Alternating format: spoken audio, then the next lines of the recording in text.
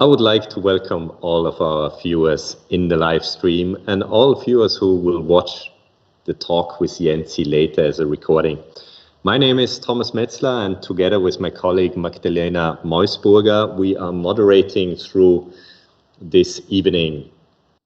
This event is hosted by the Startupstube of Vorarlberg University of Applied Science and also Startup Tirol. The Startupstube is the startup center of the university, and we promote entrepreneurship here at the university. And if you are studying here, or if you studied here and you have a business idea, just feel free to contact us. Startup Tirol combines the forces of many existing startup initiatives in Tirol with the goal of supporting entrepreneurs and startup companies and jointly creating an attractive startup location in Tirol. That's nice.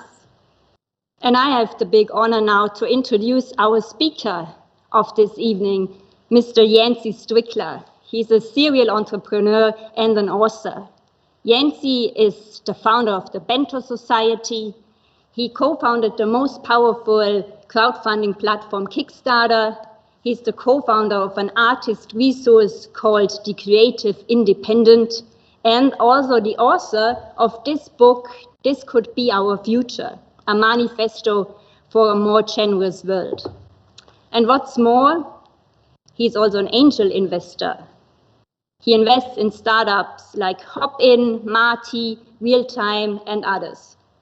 Yancey began his career as a music critic in New York City and started the record label eMusic Selects.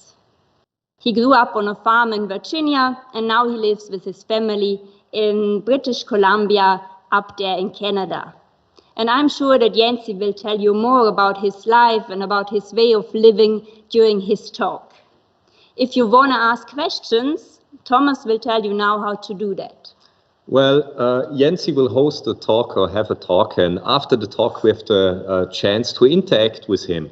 And below this video, in the description, you find a link to Slido. If you click on that, you basically can just write in your questions into the field. And we will moderate the questions, and the one who got the most upvotes, we will basically directly ask Yancey. So take your chance and ask Yancey a question. All right, we now hand our floor of the virtual Startupstube over to you, Yancey. Yancey, keep on rolling. Good evening, good morning, Magdalena, Tomas, what's up? My name is Yancey Strickler. Thank you for the warm introduction. I'm speaking to you from British Columbia, Canada, and I'm going to share some slides. So I'm going to take over the screen here momentarily. Great. So I wanted to start by talking about a super interesting book called The Fourth Turning by these two authors, William Strauss and Neil Howe. And it's a book about generational change.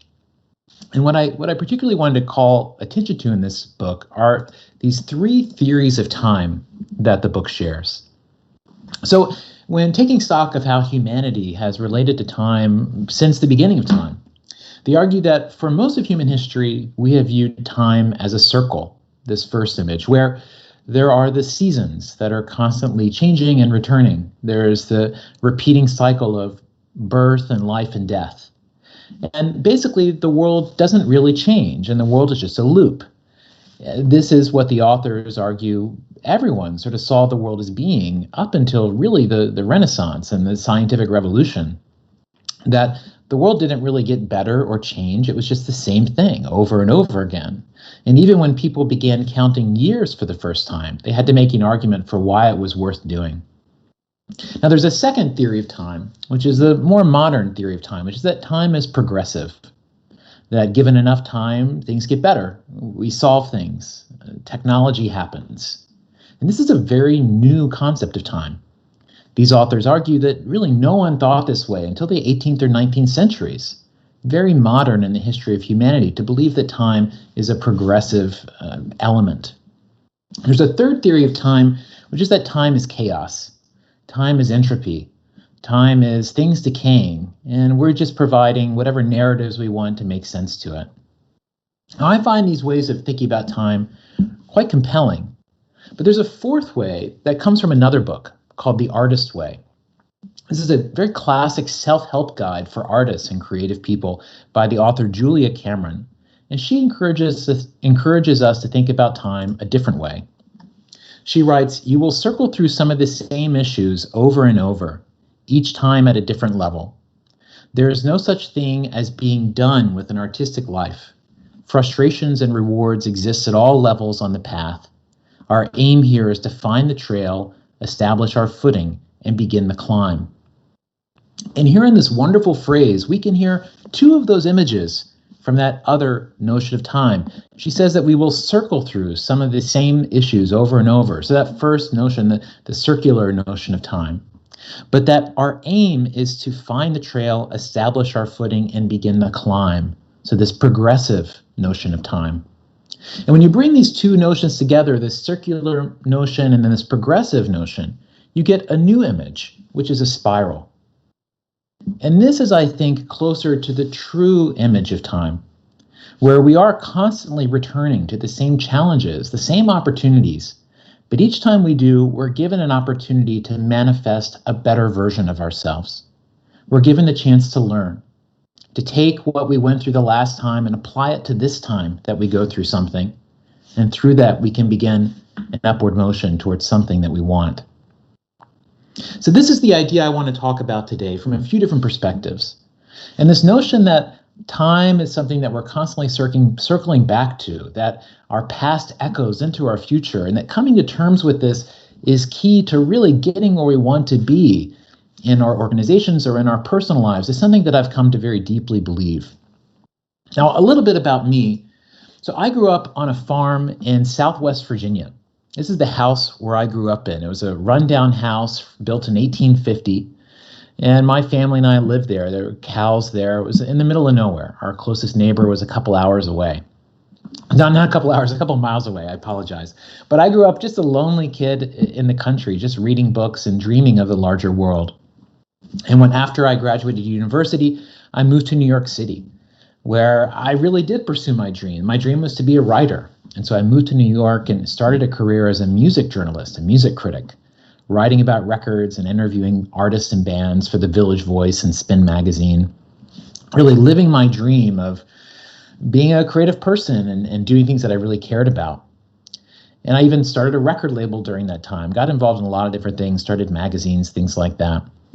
But it was during that time that I made a new friendship that led to the creation of Kickstarter. So the new friend I made was a guy named Perry Chen, and Perry had this idea for what we now call crowdfunding. It had been a few years before we met, and he was wanting to throw a concert in New Orleans. He didn't have the money to make it happen. He was going to have to pay $20,000 to make some show happen. It was actually to get Kruder and Dorfmeister to come play a show at Jazz Fest, so Austrian DJs, worth mentioning here. But the show wasn't able to happen, but through that experience, Perry had this idea of, what if I could propose the concept of the concert online, and no one would have to buy a ticket then. They could simply put out their credit card and sort of prepay a ticket. And if enough people prepaid for a ticket, then the show could happen. And if it didn't, then the show wouldn't happen. And that way, he wouldn't have to be the one deciding whether or not to pay $20,000. It could be the public together doing this. So he first had this idea in 2002. He and I met 3 years later, and we started working on this concept of what came to be called Kickstarter. So this is the very first design of Kickstarter. This is in 2005, and we made this by copying and pasting other sites together. Perry put this together, and you can see the language that's a part of Kickstarter to this day. Back this project, backers, language that we invented to try to explain this new way of the public and creative people coming together around ideas. Now, we could see from the very beginning that this image of crowdfunding, of lots of people pulling small amounts of money together to make something big happen, that you could use this for anything. You could use this for charity, you could use this for a business, but we were explicitly focused on creative projects, on helping artists and creative people have a tool for this, because our feeling was that for traditional business challenges, there's plenty of money out there. But if you're someone that's looking to make a project just because it's cool or you're excited about it, it's not supposed to make anybody a lot of money, those are the people that tend to be blocked out. So we wanted to make a tool that worked for people like that. And so we started working on this. Now, at the time, we were not entrepreneurs, had no interest in being entrepreneurial. We were just creative people. Perry was a fine artist and a waiter. I was a music critic. Charles Adler, our co-founder, was a graphic designer. We were not business people and had no desire to be. We just had an idea that we were so deeply compelled by that had to become a business to become real. I remember very distinctly here's a photo of a whiteboard in my apartment as we were sketching out the site. And this experience of us going to buy a whiteboard weirdly felt alienating. Like, were we creative people allowed to buy business supplies? Like, I felt really uncomfortable with myself to even be doing this.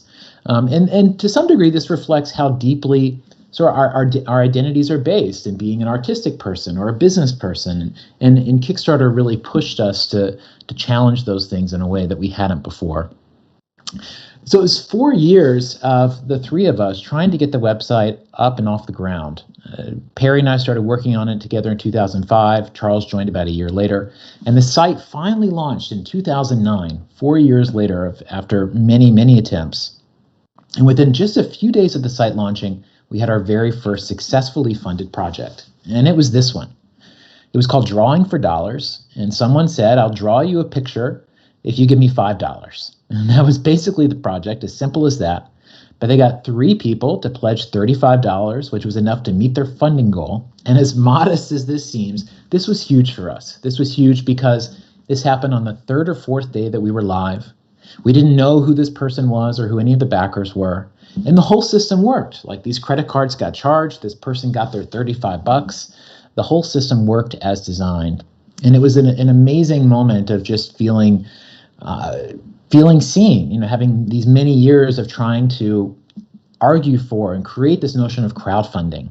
And here it is in the public, people actually recognizing it and getting to understand it and use it for the first time. And that project was the first of what has come to be very many projects that have gone on to have a lot of success in the world.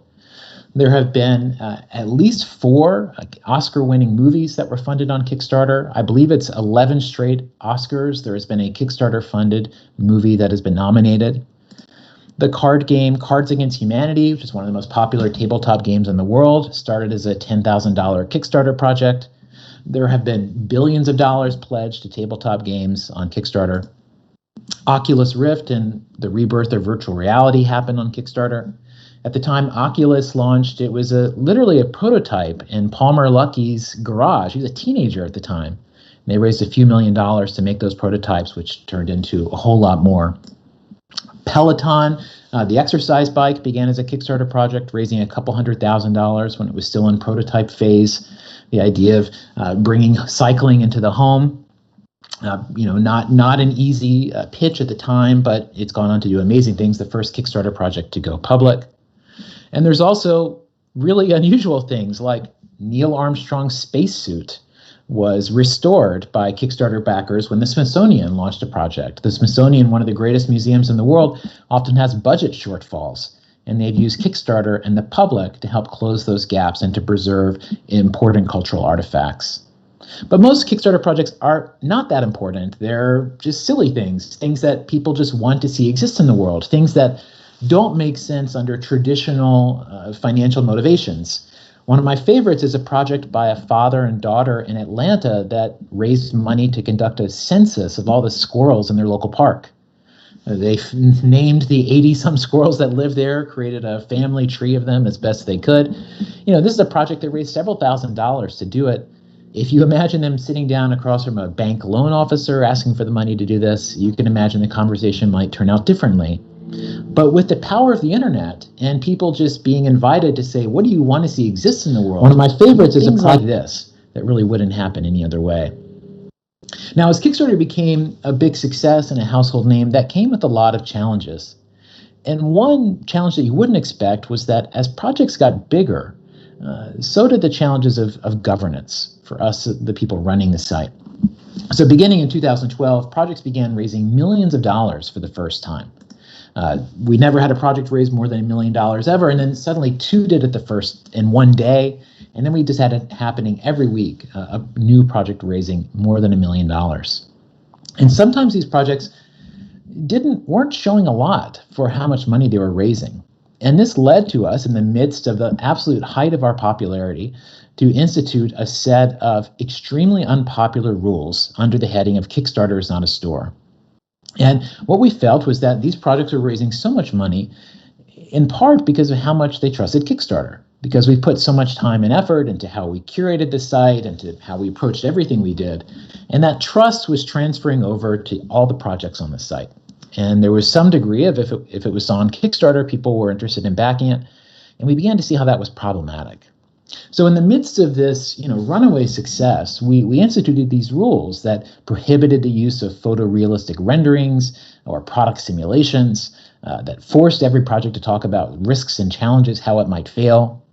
And really, we were just trying to ground our whole space in the reality of making things, not just the sizzle that marketing sells, not just what's in commercials, but the truth of what it is to make something. We want to show the ugly prototypes. We want people to see the breadboard that doesn't look right. We want people to understand that is the process of making things. But this was an extremely unpopular move. This post it says here, almost 600 comments, almost all of them some variation of people yelling at us, not liking this decision. But for us, thinking about what makes sense for the long-term health of this project, of this company, these are the kinds of decisions we need to make. We made a decision in similar spirit 3 years later, where we converted Kickstarter to become one of the world's first public benefit corporations. Now, a PBC is a corporate type, a new corporate type that's existed since 2012 in the US, where a company must legally balance the financial interests of their shareholders with producing a public benefit to society. So a lot of companies that make a lot of money, they'll have some corporate giving program, or they'll give away $1 million here or there to apologize for how profitable they are, essentially. But instead, for Kickstarter and for any PBC, you're required to really marry those financial and non-financial considerations one-to-one.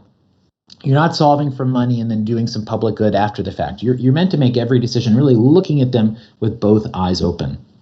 And so when we made this step to become a PBC, we wrote a charter that outlined what are the things that we should be held accountable to. And it includes provisions like we'll never sell user data to a third party.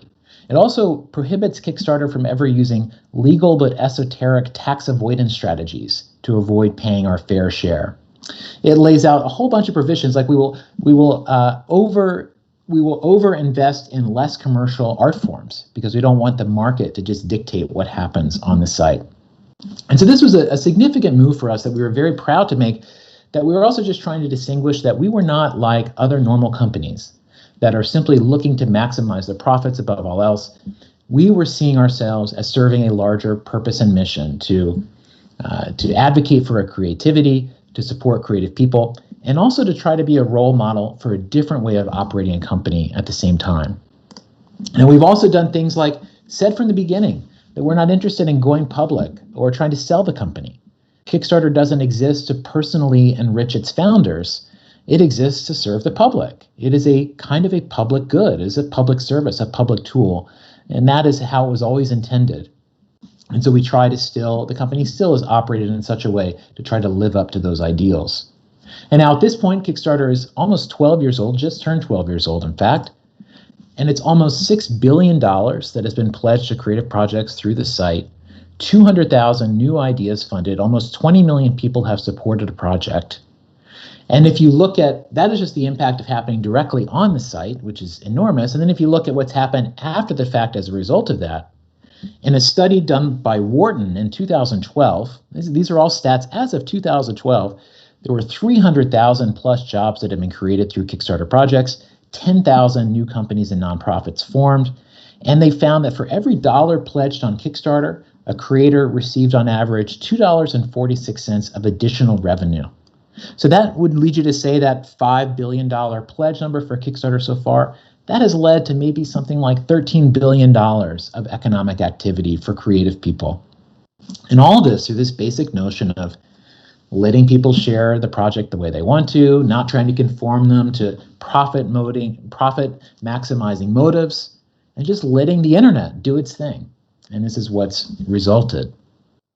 Now, through this, Kickstarter has been celebrated as a major success story. We were TechCrunch's Startup of the Year, a Time Best Invention. Just recently, Kickstarter was named a Cooper Hewitt Design Visionary for one of the best designed platforms tools ever. But even through this success, even for me as a founder and CEO, there have been quite a lot of difficulties, especially with the wider ecosystem that we all live within. So while I was the CEO, I was always worrying about the business. I would worry all day. I would go to sleep to dream new things to worry about. And a lot of what I felt was dictated by the media that I consumed, the media that surrounded me. Now, I have here in front of you three business magazine covers that I saw while I was CEO that all had a strong effect on me. And I just want to highlight the language you see on this screen. This CEO is out for blood. These businesses own the world. Be paranoid. Go to war for talent. Disrupt yourself. This is not language of building a better business. This is not language of serving the customer or about building a team, how to cultivate great employees or a culture. This is language of violence and conquest and war. And this is telling us how to think and how it is that we should be approaching our jobs as organizational leaders, as managers. And it's absurd. It's absurd because these messages have a strong effect on us. I remember distinctively standing in line at the grocery store and looking at the magazine rack and seeing this magazine cover looking back at me. Like I said at the time, I was worried about everything, but yet this cover with its big red font and this paranoid language, it made me wonder that, maybe I'm not paranoid enough. Maybe I'm broken because I'm not paranoid enough. I need to disrupt myself more. I shouldn't trust myself. And these lessons that we're told, these messages that we get, inevitably tell us that we're not good enough, or that we need to be something else. We need to fit some mold that probably doesn't even exist. And this is the ghost that a lot of us find ourselves chasing these days. So I was really thinking about this for quite a while. And one day I was thinking about this concept of self-interest. How is it that we define what it is that we want? These magazines, the media is always trying to define stuff for us, what we should want to feel completed, to feel loved, whatever. But really, how do we think about self-interest? And when I thought about this question, I just drew a very simple graph. It's something that in tech we would call a hockey stick graph. A chart of whatever it is that you want, whatever self-interest you want, money, followers, power. It's growing so fast, the line slopes up and to the right. This, for most of us, is how we think of success. This is like the best case scenario of anything. Whatever it is you want, you're getting it at an increasing rate. But while many of us focus on this as like what we're trying to work towards, when you step back, you see that it's actually just a small slice of a much larger picture. Because the x-axis, representing time, it goes from now far into the future. And the y-axis, representing our self-interest, it also extends.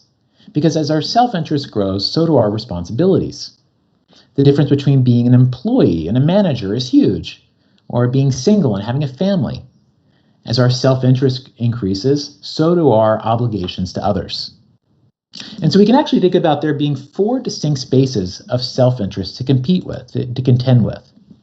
In the bottom left, there's now me. What I as an individual want and need right now. This is how we all think about self-interest today. This is the space where hockey stick graphs live. What do I want today? How do I get it? But there's also, in the bottom right corner, future me. The older, wiser version of you. That person becomes real or not real every day based on the choices that we make. We form our future self on a daily basis by what we choose to do or not do.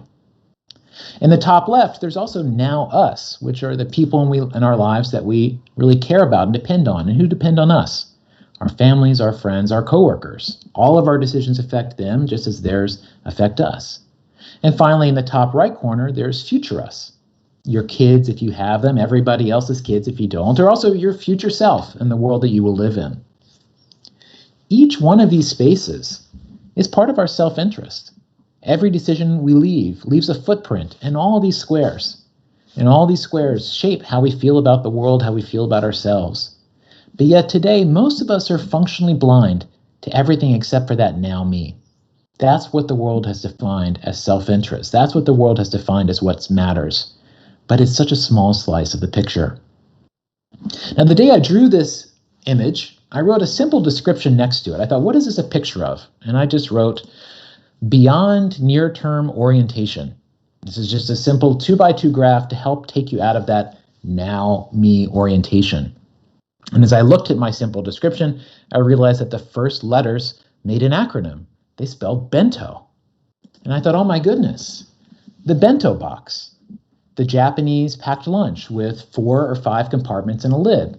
It lets you carry a variety of dishes without anything getting spoiled, never too much of any one thing. And the bento honors a Japanese dieting philosophy called hara hachi bu, which says the goal of a meal is to be 80% full. That way you're still hungry for tomorrow. And so the bento method is the same idea, but for our values and our decisions. A way for us to make choices, not just optimizing for this now me space, where we tend to be trapped today, but instead to see this full picture, to make room for tomorrow and to make room for the other people in our lives. Now, this is not just a theory in a book. This is an actual tool, an interface you can use to make decisions. So an example of this would be a smoker. Let's imagine their smoker asking their bento, using the bento method, should I quit smoking? Now, to do this, the smoker would ask each box individually for what it has to say, because what you'll find is that each of these spaces will have a different perspective based on where they're coming from. So in the case of the smoker's bento, their now us, which thinks of their family, says, yeah, you should quit. We hate that you smoke. Quit today. The smoker's future us, which thinks about their kid and the world they'll inhabit, says, yeah, quit today. What if we smoke because of you? That would suck. The smoker's future me says, yeah, we want there to be a future me. Let's quit today. Let's do it. But the smoker's now me says, hell no, we shouldn't quit smoking. Quitting smoking is going to be terrible. I'm addicted to nicotine. This is going to be so painful. Don't make me do this. And you know what? Each of these spaces, each voice is correct. No one is arguing irrationally. They're all arguing from a very rational perspective based on what they see. And the challenge we have today is that we tend to hear this now me voice, but we have a hard time listening to the other spaces. Now me feels real. The other spaces feel a little hazy, a little less rational, things that are easier to ignore and shut off. And so this passive awareness is where a lot of the world is trapped today, where we have a heightened awareness of the next 48 hours, even the next quarter, but the bigger picture and what our decisions and desires really mean for others is much less clear to us. And this traps us in some really bad decisions. For example, addiction. Doing something that is good for now me, but is bad for other aspects of who we are, that looks perfectly defensible according to that passive awareness. Or sacrifice, giving up something now for later, or giving up something on behalf of others, is something that looks irrational from our current perspective. Why would you do that? It's not in your self-interest. But that's only the case if you have that passive point of view. So then what we need is to cultivate this active awareness, where we truly understand and accept the truth of each of these spaces. We're opinionated about them.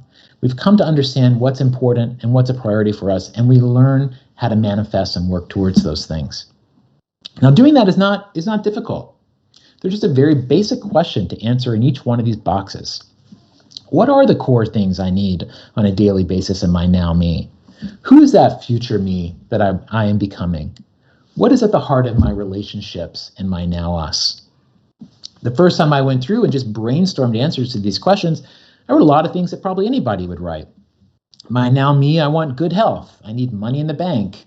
I need some emotional groundedness. I need to be with people I care about. I need to be challenged in ways that are interesting to me.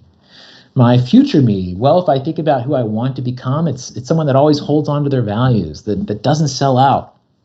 my relationships. I'm about really deep time with some core friends. So I went through a process of maybe 10 minutes of writing down all these things and then distilling them down into a simple set of phrases that I could remember that became kind of guides for me to make decisions.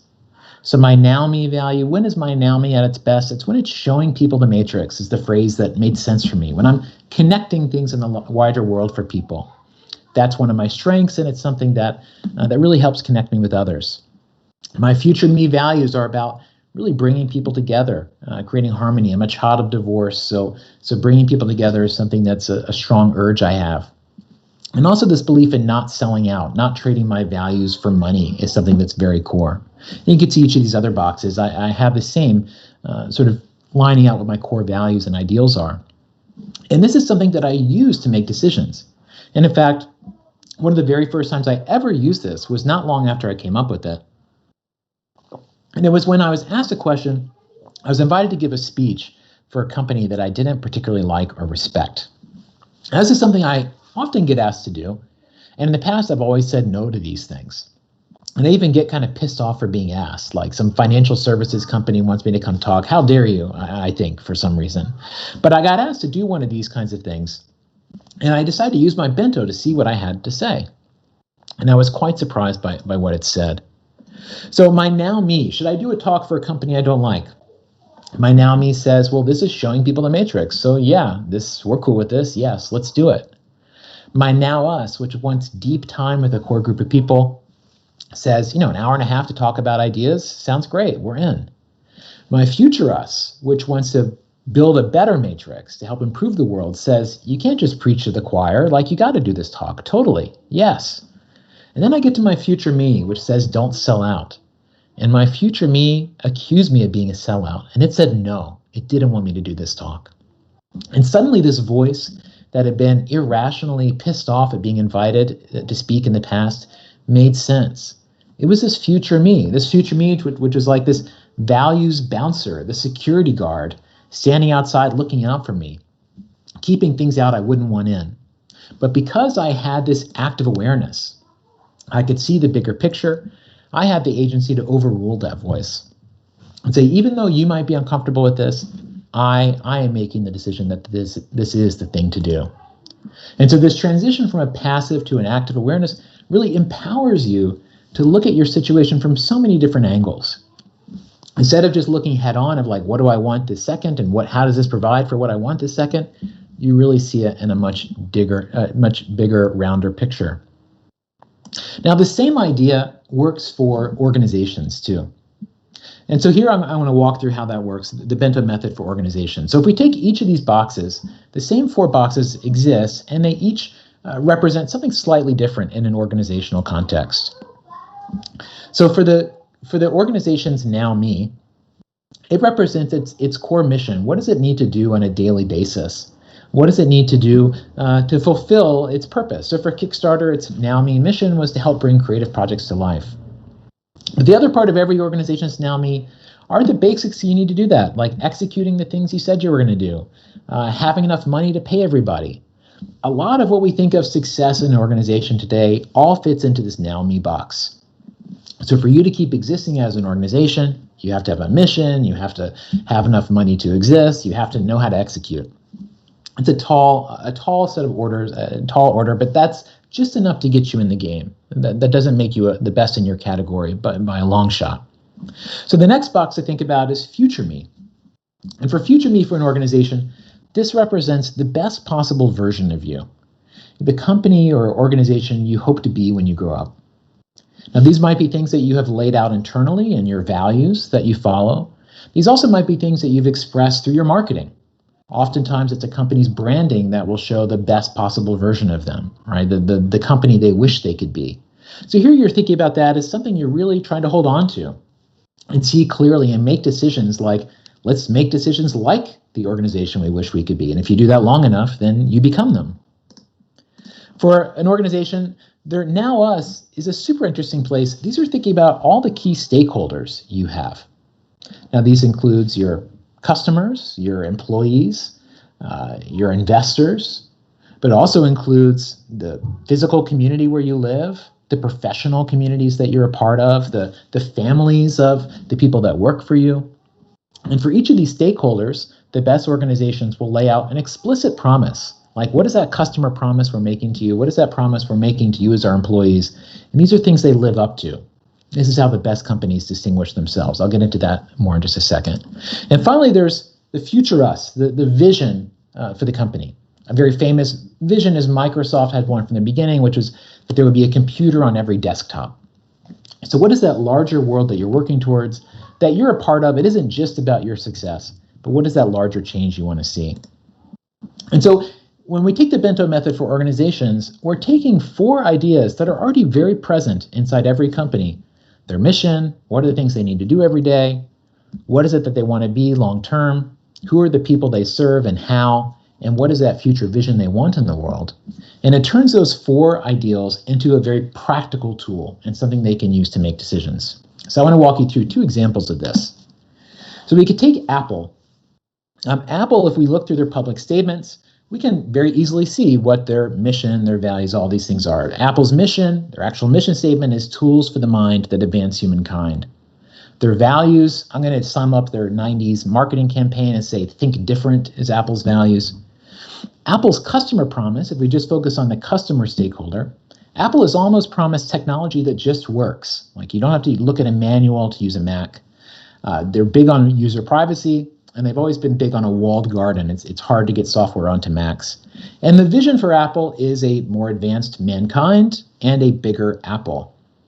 And here we can transfer each of these things to the different boxes. There's now me, now us, future us. So now we could take 2 real examples. Let's imagine that you're Tim Cook and the Apple team, and you're deciding, okay, should we release the Apple Touch Bar? This is a new product they tried a couple of years ago, a little strip on laptops that gives you some extra buttons. Well, let's see how it holds up against our Bento. It does solve our immediate priorities in that it could advance humankind. It's some new tech. Hopefully we'll do that. It does satisfy our brand promise. It does think different. No one else has things like this. But you know, it's a challenge with this customer expectation thing, because actually what a lot of the reviews of this product said was that it doesn't just work. It actually doesn't really provide any functionality. It just feels decorative, which feels very un-Apple. And as a result, this product actually ended up being a failure. People weren't into this. Even though it thinks different, it feels Apple-y in some ways, it was somehow missing this component. It wasn't quite its best self. And you could compare this to the Apple AirPods. So imagine Apple asking their Bento, should we launch the AirPods? Does that make sense for us as a product? And here, yes, it could be a tool that advances humankind, sure. Does it solve this? Does it satisfy this brand promise of thinking different? Well, yeah, actually, it has no wires. It's like a new form factor. That's cool.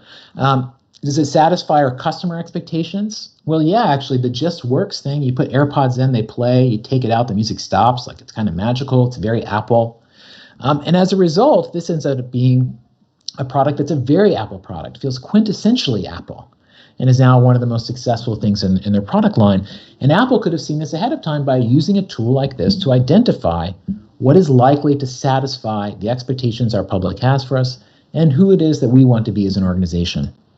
And so when you can see things this way, when you have an opinion and perspective on each of these dimensions of how you operate, it lets you make decisions that satisfy all of them and create this coherence, this sort of flow state that makes the things you do really work well, because it satisfies these expectations of who you want to be and who others expect you to be.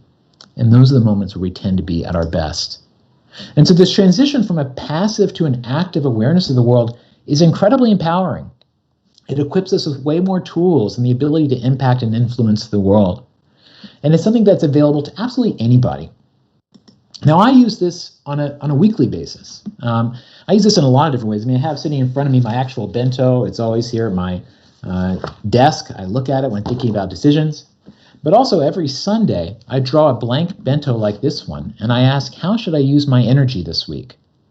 And I make a to-do list for myself using the 4 boxes. The now me will always have the errands and work things I need to do. Future me will have these messages from my future self telling me to have more perspective, take it slow, just various things that I need to hear. My now us will lay out Who are the core people in my life I want to spend time with this week? Who do I want to reach out to? Which relationships are especially important right now? And Future Us will invite me to think about what are things I could do in the next 7 days to help shape the world that I want to see. What can I do now? How can I have that future state in my mind on an active basis? Now, I've done this same process every week for almost 2 years now. It's incredibly effective at grounding your priorities. And it's something that I also do with other people. So actually, every Sunday at 12 p.m. Eastern, people come together on Zoom to do their weekly bentos together. So if you'd like to join, you can go to this URL. It's free. You're welcome to come join and do that with other people. It's a great community of folks from around the world.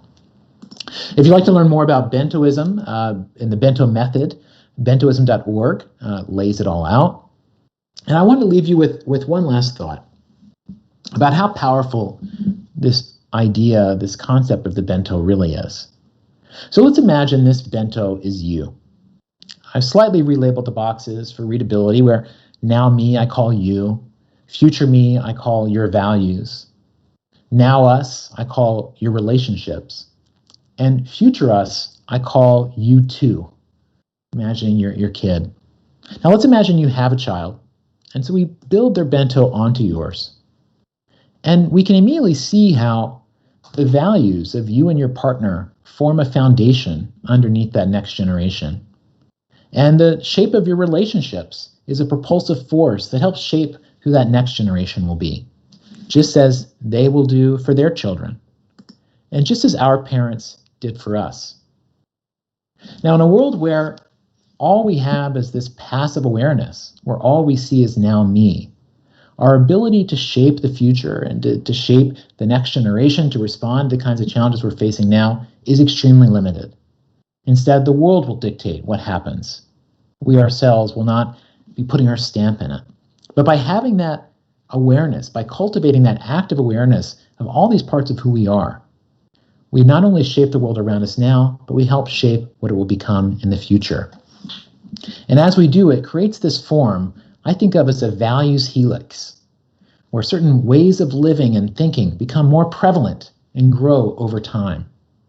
And when you do, you create this shape that we see in front of us, of a spiral, of an ability for us to circle many of the same issues, history repeating and rhyming, but each time us being equipped to make a better decision and to learn from what happened last time. My book, This Could Be Our Future, a Manifesto for a More Generous World, goes into this idea in more depth. Bentoism.org goes into even more depth. And you can learn more about me at my website here, the Idea Space, at ystrickler.com, where you can learn about some of my current projects, researching value and self-interest, going further on this bento idea, and then as well as a community I run online called the Bento Society, which is made up of hundreds of people from around the world who use the Bento Method in their everyday lives to make decisions. And that group includes many founders, CEOs, and folks who are sharing and learning together about what it is to really balance the many responsibilities we have among our life, our partnerships, and the purpose that we're all hopefully pursuing. So if you'd like to be a part of that, please come and check it out. All right, thank you. Well, thank you very much, Yancey, for your talk. That was really inspiring and interesting to me. We had some technical issues, so sorry I had to walk out of the screen for a second. Me and the tech team tried to solve that, and to all of those who couldn't access the live stream, I apologize for the inconvenience, but gladly Yancey allowed us to record it, so we can distribute it afterwards and you can watch it later. So sorry guys if you couldn't join in live. Yeah, but some people still manage to mingle through the technical problems, and some questions are in, and we have a few minutes left, so we would ask the best rated questions, kind of. And one maybe student, I don't know, ask like, he wants to be an entrepreneur and he wants to start, but he don't has direction where to go, an idea to put into the framework to evaluate that. Could you use it also kind of to define your way in life, kind of where to go, or do you need something concrete to put in?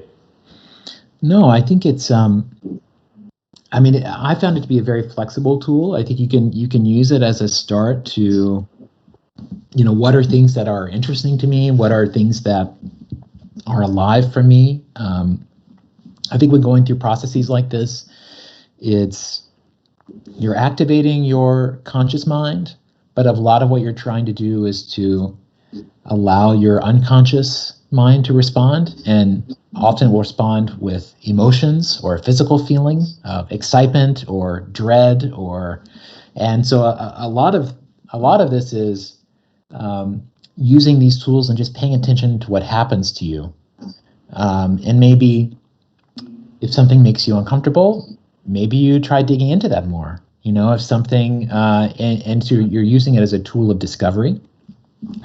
Now, say you do have an idea and you say want to vet it more, then I think the Bento method works phenomenally for that. There's a whole other, I have an upcoming book that will go into how to do this, but it's possible to say, take your idea and then try to imagine and talk to who that now us of your product might be. There is a notion of, there's a lot of like user surveying, things like that happens, but you can approach this with a Bentoist way to think, who are these different stakeholders? What are the promises I need to make to them? How do I hold those things? How do I serve them? There's great tools you can use to even like journal and write short stories, imagining yourself as like you're an ideal customer, and just trying to learn where do my ideas and the desires of other people, where do they just naturally intersect? And again, I listen to like what my body tells me is a good idea, because I can convince myself of anything intellectually, but like if you get scared or if you get excited, those are things you can't really fake. So I think a lot of it is you are just trying to put yourself in a position where you're forced to respond to your own imagined reality. And then, you deviate from that, you learn from that, and try to hone in closer to what feels most right. Right. We have another question, Yancey, which relates directly to your bento box.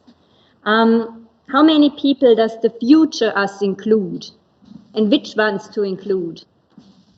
It's a great question.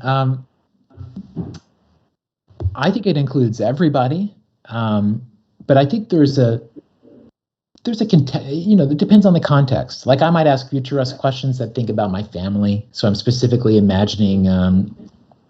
But to me, future us is where like climate change comes up. It's where I'm forced to ask myself, if I want the state of the world to be fundamentally different, what is it that I need to do this week? And so inevitably, future us will call for me to give my time to things, to learn things, to teach things. But I think that there is a funny question or a funny thought I had when making the bento. I was thinking about, what are the limits of us? Like I can see the argument for us should include all living things, right? Because anyone could very easily argue we have influence on all living things, and a world in which our us includes our greatest enemies would be a better world. I get those things.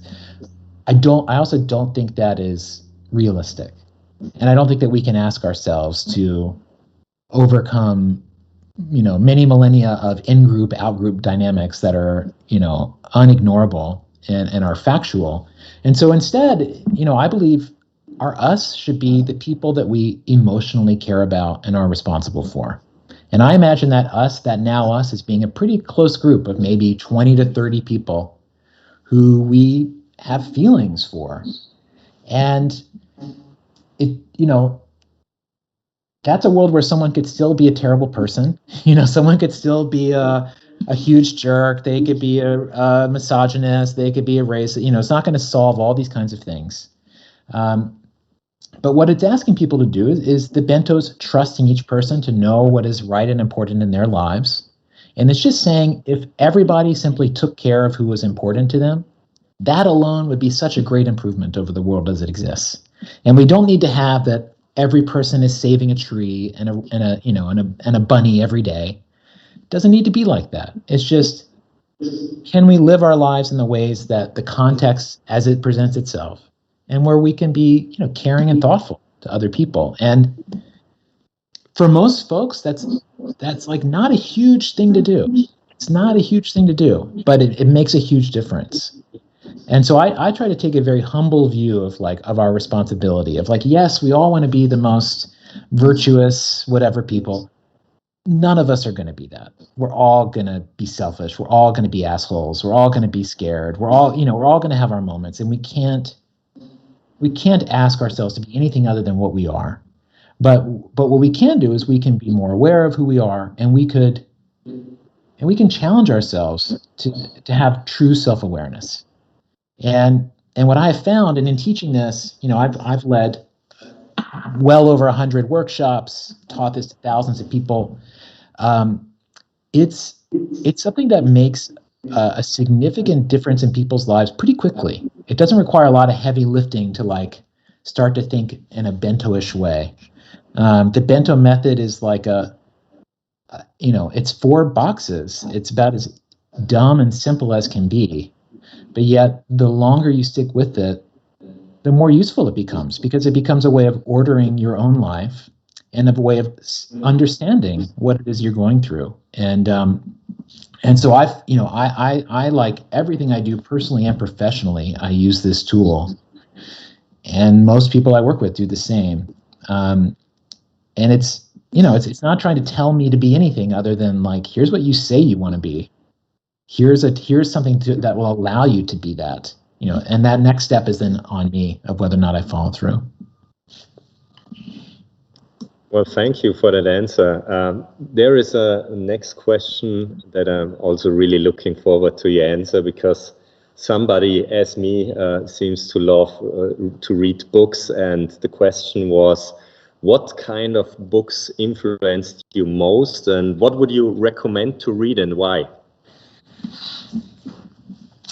Obviously, your book. Yeah. This is on the list. No.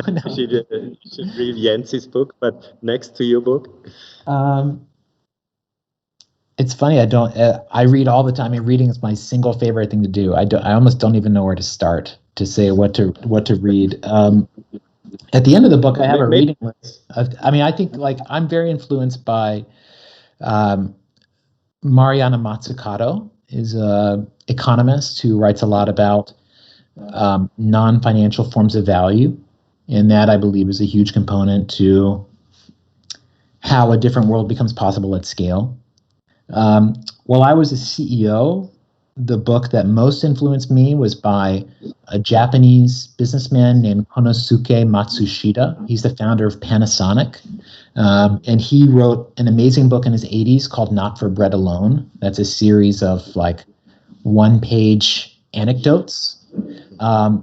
For me, when I was trapped in business press media world of you must be, this, you must work out this many times a day to be a good boss, or whatever the hell they were saying. For me, it was finding the Konosuke Matsushita book that gave me a role model for leadership that made sense to me. The other book that really changed how I led as a CEO, very similar, was a book by Peter Drucker, very legendary business writer, called The Effective Executive, which is fantastic it's really all about increasing self-awareness and kind of learning where to act and where not to act. And so that kind of, leadership is about humility. It's about the, learning that over time, learning that through painful experiences, learning that through getting things wrong. And so I went through all those things. I went through all those trials by fire, and they really, I don't know. These are books that had a great influence on me. The other one, I'll just say, I'm a big sci-fi reader, and the 3 Body Problem series by Cixin Liu, the Chinese science fiction author, is just incredible, and just something that I often return to when thinking about hard things. Great. Thanks a lot. All right. Well, that's all the time we had. It's nearly top of the hour. So thanks again, Yancey, for inspiring us, for teaching us how to think Bentoish. And thanks to the audience for joining in. Let's stay connected. Startup Tirol, startupstube Vorarlberg, you can find us on all the channels, YouTube, Instagram, Facebook, and there is our link tree. All the links you need there underneath this video. So let's build the big startup community together and read this book. This could be our future. I highly recommend this book. All right. Thank you so much. Bye-bye.